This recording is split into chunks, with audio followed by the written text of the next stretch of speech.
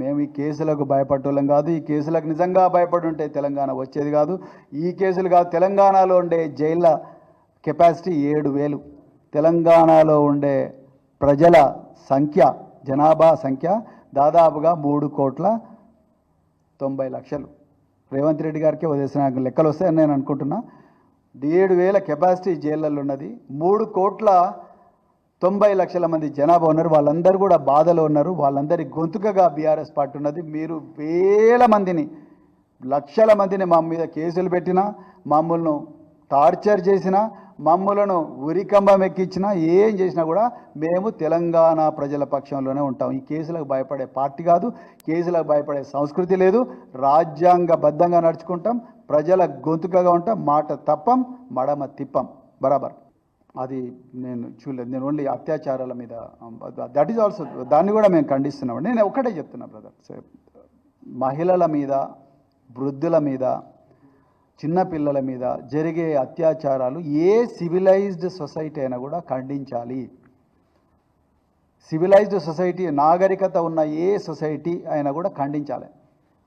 So వాళ్ళ మీద అనాదిగా దౌర్జన్యం జరుగుతూ ఉన్నది. 2,000, 3,000 సంవత్సరాలుగా వాళ్ళ మీద దౌర్జన్యం జరుగుతున్నది. They deserve lot of protection. మేము అట్లాంటిది ఏదైనా కూడా మేము తప్పకుండా ఖండిస్తాం.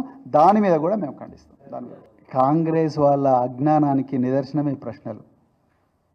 నేను ఎప్పుడు కూడా ఒక పార్టీని విమర్శించడమో లేకపోతే ఆ పార్టీని, ఆ వ్యక్తిని విమర్శించడం చేయలేను. ప్రజల గొంతుకగానే మాట్లాడాను. నేను ఎక్కడున్నా అదే, ఇవాళ కూడా అదే పని చేస్తున్నాను. ప్రజల గొంతుకగానే మాట్లాడినా. వాళ్ళు ఏం చూస్తున్నారు, దీన్ని రాజకీయ కోణంలో చూస్తున్నారు. బీఆర్ఎస్ పార్టీ, ప్రవీణ్ కుమార్ ఆ కోణంలో చూస్తలేము. కాంగ్రెస్ వాళ్ళు మంచి పని చేస్తే మీరు మంచి పని చేసిన అంటున్నాం. కేటీఆర్ గారు రేవంత్ రెడ్డి గారిని తమిళనాడులో సపోర్ట్ చేయలేదా? దక్షిణ భారతదేశంలో మరి డీలిమిటేషన్ మీద జరుగుతున్న చర్చలో మాకు ఆ పొలిటికల్ మెచ్యూరిటీ ఉంది, ఆ రాజకీయ పరిపక్వత ఉన్నది. ఈ భారత రాష్ట్రానికి కాంగ్రెస్ వాళ్ళకి ఆ రాజకీయ పరిపక్వత లేదు.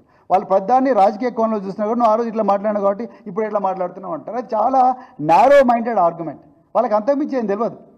అందుకొరకే ఇవాళ వాళ్ళకు నిజంగా వాళ్ళకు ఏమాత్రం పరిపక్వత, పరిణతి ఉన్నా కూడా ఇవాళ ఓపెన్ చర్చకు వస్తారు కదా. అయ్యా మేము నిజంగా పట్టించుకోలేదు, మహిళల మీద ఇట్లా దాడి జరుగుతూ ఉన్నది, మీరు చెప్పిండుగా మంచి సజెషన్ తప్పకుండా చేస్తాం అని చెప్పి ఒక స్టేట్మెంట్ ఇవ్వచ్చుగా ముఖ్యమంత్రి. లేకపోతే ఒక కమిటీ వేయచ్చు కదా, లేకపోతే ఆల్ పార్టీ మీటింగ్ పెట్టచ్చు కదా. ఏం చేద్దాం చెప్పండి మహిళలను రక్షించుకోవడానికి అని చెప్పొచ్చు కదా. సుప్రీంకోర్టు చివాట్లు పెడితే తప్ప ఇవాళ అఖిలపక్ష సమావేశం లేకపోతే ఏదో కమిటీ విద్యార్థులతోని, సివిల్ సొసైటీతోని, లేకపోతే ఇంకెవరితోనో కమిటీ వేస్తున్నాడు హెచ్సియు భూముల కింద. ఎగ్జాంపుల్ చెప్తున్నాను మీకు.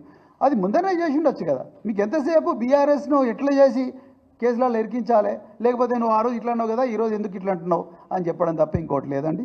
వాళ్ళకు నిజంగా ఎంతసేపు వాళ్ళకి కనిపించేదంతా కూడా ఎట్లెట్లా డబ్బులు సంపాదించుకోవాలి అక్రమంగా, ఎట్లెట్లా భూములు కబ్జా చేయాలి, ఎట్లెట్లా ప్రశ్నించిన వాళ్ళ మీద కేసులు పెట్టాలని ఒక్కటే ఉన్నది. అంతకుమించి వారు లేదు. కాబట్టి ఇది పూర్తిగా వాళ్ళ అజ్ఞానానికి నిదర్శనం అని నేను చెప్తాను.